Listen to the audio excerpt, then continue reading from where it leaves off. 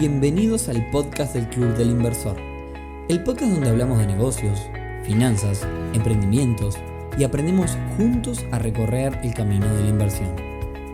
Bienvenidos a un nuevo episodio del podcast del Club del Inversor, temporada 2025. Mi nombre es Nicolás Rodríguez y hoy viernes 26 de septiembre, episodio número 279, que como todo episodio terminado 9, es un episodio donde respondemos preguntas que ustedes nos hacen llegar por mail, por Instagram, por la web y demás. Pero antes, y como siempre, clubdelinversor.uy, la comunidad de negocios más grande del país, en donde tenés que estar si estás pensando en invertir, una comunidad para encontrarte con otras personas que al igual que vos se están iniciando en este mundo, una comunidad para obtener referencias y hacer contactos, pero por sobre todo una comunidad para aprender un montón. Por más información, ya sabés, clubdelinversor.uy.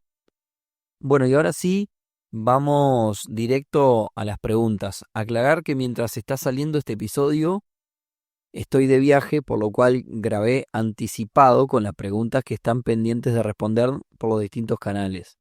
En definitiva, si nos escribiste en los últimos días, tu pregunta va a quedar, pero será para el próximo episodio de preguntas. ¿Bien?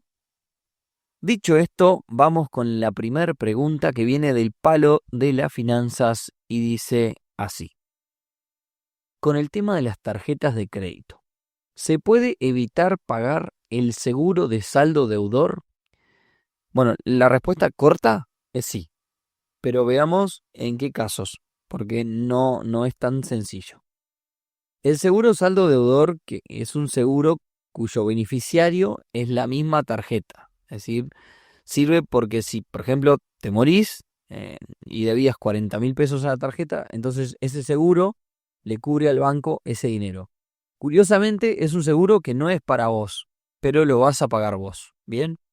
Por tanto, la forma de no pagarlo es no tener deuda. Y uno pensaría que si pago todo, resuelvo, pero no es tan así. Si bien podés pagar antes del cierre, no es la única condición que necesitas para que no te lo cobren. Por ejemplo, vos compraste algo en 12 cuotas y te quedan 6. Entonces significa que todavía tenés una deuda. Por más que en ese mes estés al día, te quedan 6 cuotas más. Así que para no pagarlo, no tenés que tener ninguna clase de deuda al cierre de mes. Tenés que usar la tarjeta de crédito como si fuera una tarjeta de débito y pagar antes del cierre. ¿Bien? La siguiente pregunta nos lleva al mundo de los corredores y los brokers. Y dice, ¿cómo puedo verificar que un broker o corredor de bolsa está regulado? Bien. En Uruguay es fácil, lo que podés hacer es podés buscar en la web del Banco Central. ¿Cómo haces? Bueno, vas a la web del Banco Central, que es bcu.gov.uy. Te vamos a dejar igual todo esto en las notas del programa, en la descripción. Y allí vas a donde dice, si te posicionás, podés pausar en este episodio, tenés que ir a donde dice Sistema Financiero, se te despliega un menú, ahí vas a donde dice Mercados de Valores y donde dice Buscador. Y ahí escribís el nombre de la empresa que estás buscando en cuestión. Si no, también podés ir a donde dice Sistema Financiero, también vas a la parte de Mercado de Valores, Intermediarios de Valores y ahí vas a encontrar. ¿Bien? En el caso de los brokers internacionales, más bien los de Estados Unidos, el ente que suele regular la mayoría de estos brokers es la SEC. ¿Qué es la SEC? Bueno, es el regulador federal de los mercados de valores en Estados Unidos. Si no es ni la SEC ni el Banco Central en el caso de Uruguay, bueno, dependiendo de lo mundialmente reconocido que sea el broker, puede ser la FCA en Reino Unido o la CNMV en España, que es la Comisión Nacional de Valores. Caso que no sea ninguno de estos así reguladores conocidos, lo que te sugiero hacer es verificar en la web del broker, que generalmente lo dicen. Si no lo dicen, bueno, ya arrancamos mal, pero generalmente dice quién lo está regulando y mirar un poco la reputación de ese ente. ¿Cuál es el alcance que tiene? O sea, hasta dónde está regulando, en qué territorio y demás. ¿Bien? Y bueno, en base a eso sacar una conclusión. Pregunta número 3. ¿Dónde puedo ver qué acciones pagan dividendos?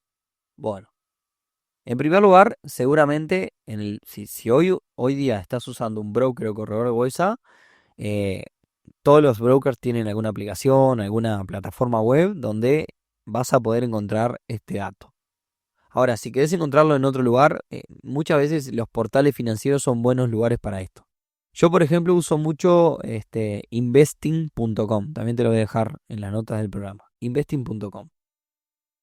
Entrás, si querés la ruta como para encontrarlo y estás entrando en el momento mientras escuchás este episodio, vas a entrar en investing.com, luego vas a ir al menú de herramientas o tools, porque generalmente te sale en inglés el sitio. Luego vas a ir a Stock Screener o buscador de acciones. Y ahí lo primero que tenés que fijarte es a la izquierda de la pantalla vas a ver que dice va a una banderita, fíjate que sea la banderita de Estados Unidos, porque básicamente te va a dar las empresas de un determinado mercado, del mercado español, del mercado argentino, del el estadounidense, del que tenga la banderita. Ahí pone Estados Unidos, que es la mayoría donde seguramente estén buscando. Y luego en los filtros vas a la sección dividendos o dividend yield, se llama en inglés, y ahí filtrás por rentabilidad. Bien, ahí te va a dar varios filtros. Uno dice, por ejemplo, uno atractivo dice las empresas que pagan más de un 10% anual en dólares de dividendos. Empresas que pagan una linda rentabilidad. Una vez que encontrás, ahí te va a dar toda la lista, ¿no? Una vez que encontrás esa empresa que te guste, podés entrar y fijarte en los detalles. Te va a decir el porcentaje que paga, si es un 11, un 12, un 13, un 14 anual en dólares, que ya es un disparate. La periodicidad de pago, es decir, cuántas veces paga y cuántos años hace que está pagando. O sea, un historial.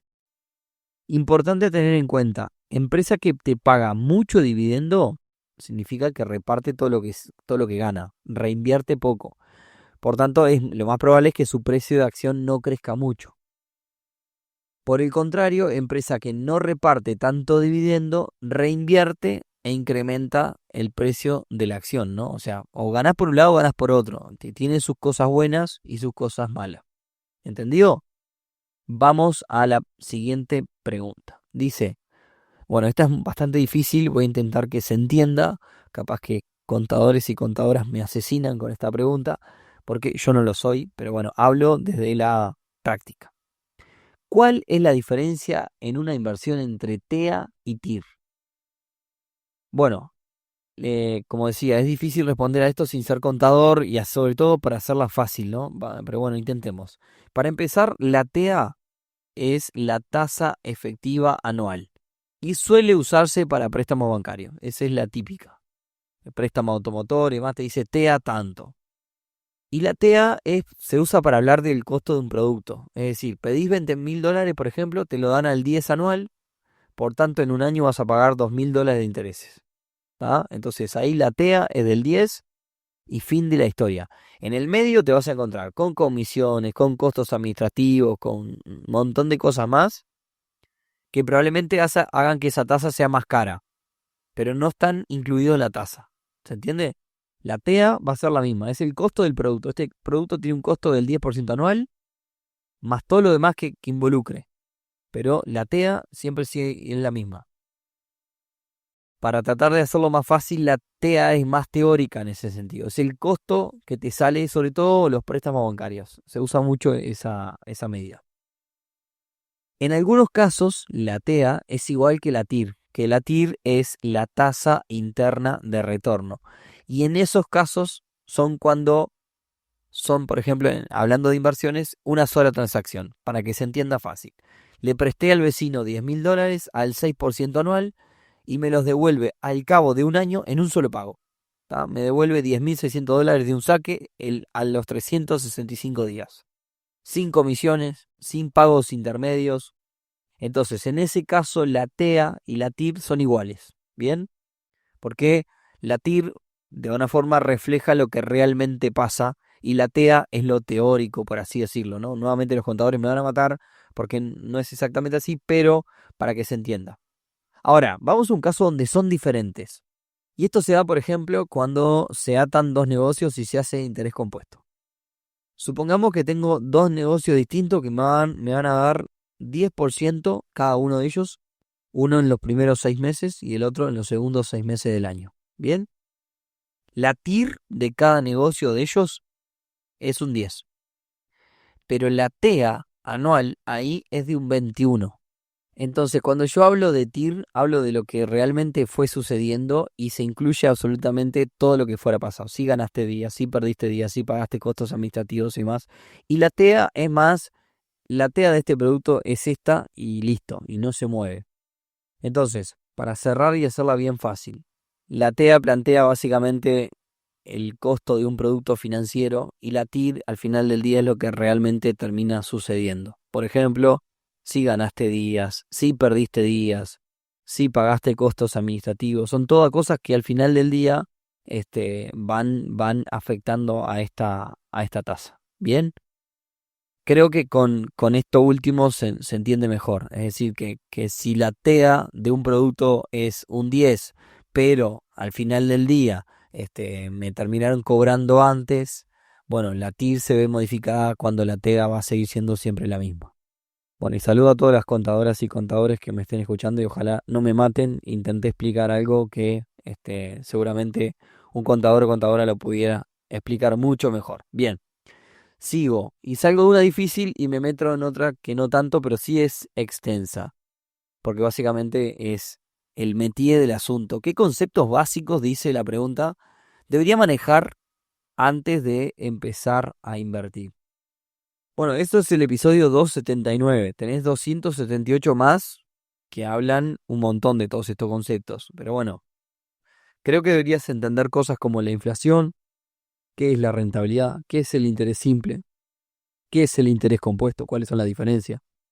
Entender sobre riesgo, sobre volatilidad, entender tipo de cambio y los riesgos que conllevan el tipo de cambio, el concepto de liquidez, el concepto de diversificación.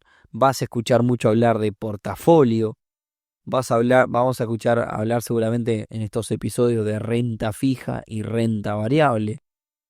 Si hablamos en estos episodios, en un momento hablamos de invertir en empresas, hablamos del concepto de equity, que refiere al concepto de participación en una empresa, versus deuda. Ni hablar que hay que saber sobre lo que es un fondo de emergencia y cómo hacerlo. Y la realidad es que sería injusto estar tirando palabras toda la tarde, porque hay un montón de cosas que podés aprender. Como te digo, lo que te propongo es que vayas atrás para los episodios anteriores, tenés un montón. Y si hay algo que no entendés, por supuesto que escribinos si querés a las redes, Club El Inversor hoy nos vas a encontrar en todos lados y con gusto te vamos a responder. Pero con estos conceptos que te dije, ahí te dejé un montón de deberes como para comenzar.